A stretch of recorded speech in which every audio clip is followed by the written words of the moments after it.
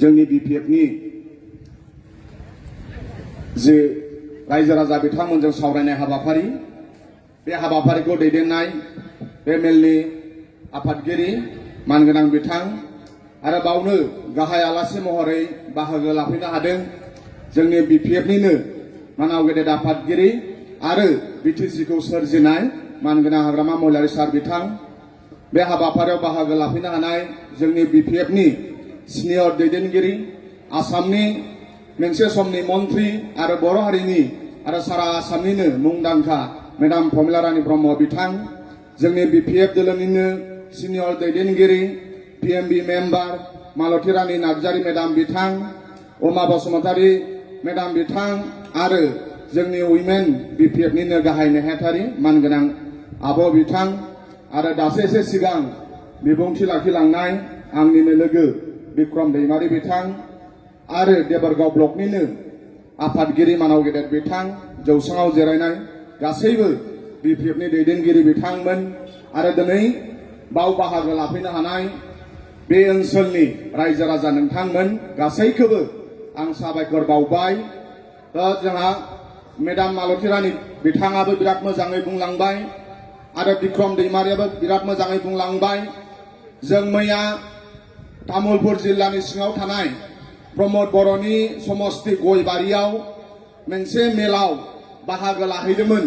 बिक्रम दैमारि आरो आंजों दिनै प्रमद बर'नि समस्तिनि सानसुमै आरो मेलेमजिबिफोरा मैया जोंखौ सोंथि सोंदों बिथांमोना बुंदों सानसुमै मेलेमजिबि बिथांमोना मानाव गेदेर हाग्रामा महिलारि सारा जि बाथ्राखौ 10 बोसोर सिगां बुंदोंमोन बे बाथ्राया 5 बोसोर सिगां जाबाय होननानै मानाव गेदेर हाग्रामा महिलारि सारा मोनसे समाव प्रमद बर'खौ बुंखादों जे प्रमद बर'आ कुनु बिटिसि ओनसोलनि रायजो राजानि थाखाय आन्दोलन खालामाखै बिथाङा आन्दोलन खालामो इलेक्सन खाथिबाल' होननानै बे सिट जानोसो आन्दोलन खालामदों होननानै दिनैनिफ्राय 10 बोसोर 15 बोसोर सिगां मानाव गेदेर हाग्रामा महिलारि सारा बुंदों अब्ला प्रमद बर'आ बुंदोंमोन कुनु दिन आं इलेक्सन गेलेया एमएलए मन्त्रि जानाया गावनि थांखि नङा होननानै नाथाय दिनै प्रमद बर'नि खोथाया मिसा जाफैबाय दिनै प्रमद बर'आ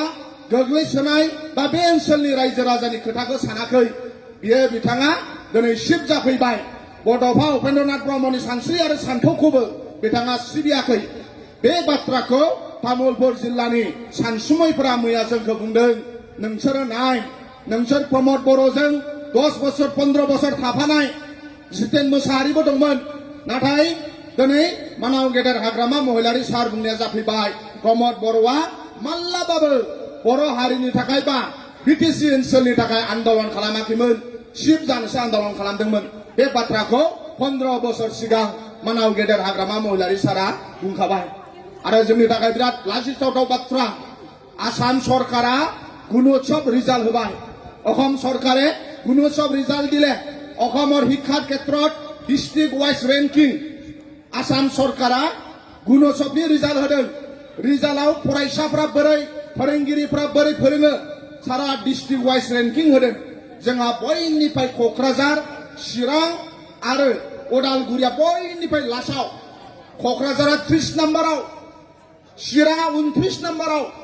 उदालगुरिया 28 नम्बराव दिनै सोलोंथाइया बिराद गाहायाव गोलैबाय आरो एडुकेसन इएमखौ सोर लादोंमोन प्रमद बर' मैयाहाय गयबारि समस्तिनि सानसुमैफ्रा बुंदों फरायसालिनि फोरोंगिरिफ्रा बुंदों स्कुलनि फोरोंगिरिफ्रा जुदि प्रमद बर'खौ लोगो हमनो फैयोब्ला लोगो हमानो फोरोंगिरिफ्रा कलेजनि मास्टारफ्रा प्रमद बर'खौ लोगो हमनो फैयोबा लोगो हमानो मैया प्रमद बर'नि गयबारि समस्तिनि फोरोंगिरिफ्रा कमप्लेन होदों प्रमद बर'आ कुनु दिन फोरोंगिरिफोरखौ लोगो हमा होननानै दिनै प्रमद बर'आ मोनसे समाव सोलोंथाइ बिबानखौ लादोंमोन गावनो एडुकेसन इएम दिनै आसामनि गुणोत्सव रिजाल्टआव बयनिफ्राय गाहायसिनाव 30 नाम्बाराव सहैबाय जोङो 29 नाम्बाराव सहैबाय जोङो ओंखायनो मेलेमजिबिफ्रा बुंदों प्रमद बर'आ अबे स्कुलाव मास्टार गैया बेखौ खबर लायानो प्रमद बर'आ अबे स्कुलाव मा होनो साइन्स टिचार नांगौ बेखौ खबर लायानो प्रमद बर'आ खबर लायोनो बै श्रीरामपुर गेटनिफ्राय मा समाव माला दाउ बारो लकेला माला बारो माया मा बारो अबेनिफ्राय फैसा फैयो बेखौसो प्रमद बर'आ खबर लायोनो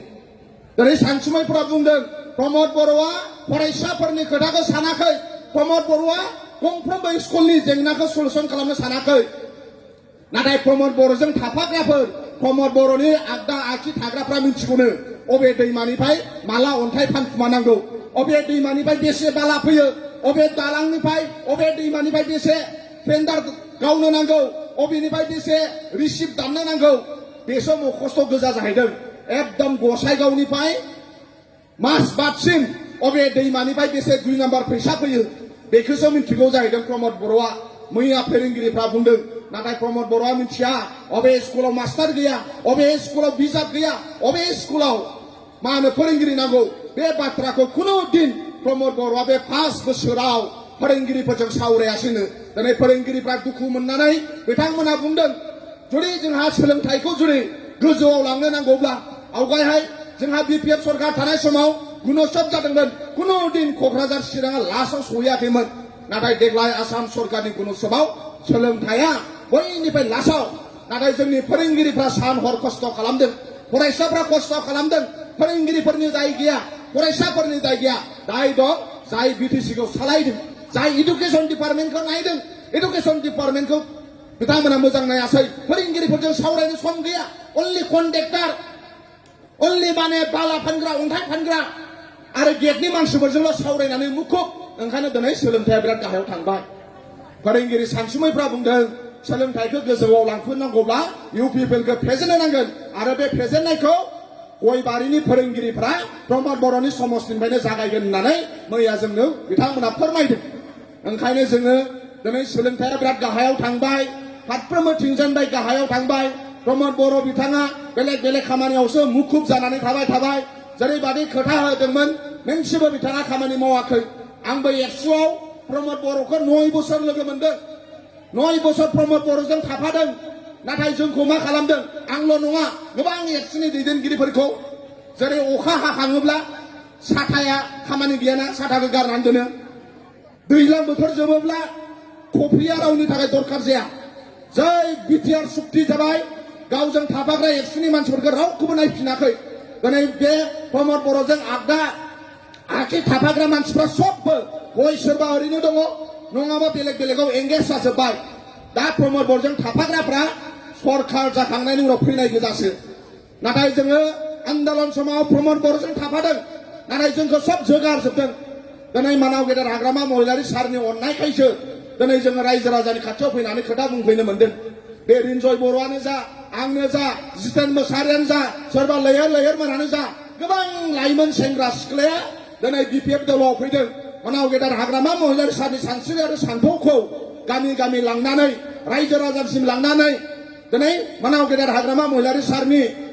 बानायनाय फरायसालि इउनिभारसिटियावनो फरायनानै सोलोंथाइ मोननाय होननानै गोबां बाक्सा उदालगुरिनि लाइमोनफ्रा दिनै बिपिएफआव हाबफैदों आरो बिथांमोनहा बुंदों जे जों जेरैखि जाया इउपिपिएलखौ फेजेननो नांगोन होननानै इउपिपिएलआ बिथांमोननि एकर्डआव फैनाय दफाफोरखौ जेबो मावाखै भेन्सार स्कुलखौ सरकारि खालामनांगौ बे बाथ्राखौ बिथांमोना दिसपुराव थाङोब्ला माब्लाबाबो रायलाया मानोना आंनो एडुकेसन सेक्रेटारिमोन 2022 सिम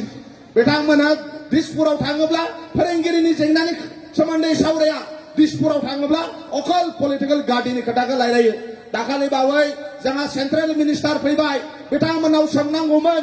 बर्मायाव जानो गोनां सेन्ट्रेल इउनिभारसिटिया बोरो एनआइटिआ बोरो नाथाय जोंनि दैदेनगिरिफ्रा इउपिपिएलनि दैदेनगिरि आरो दुलाराय बर' फरायसा आफादनि दैदेनगिरिफ्रा सोङासै बेनि थाखाय जोंनि थाखाय दुखुनांथाव बाथ्रा ओंखायनो बिटिसिखौ बासायनो थाखाय गोबां सेंग्रा सिख्लाया मानाव गेदेर हाग्रामा महिलारि सारनि सानस्रि आरो सानथौजों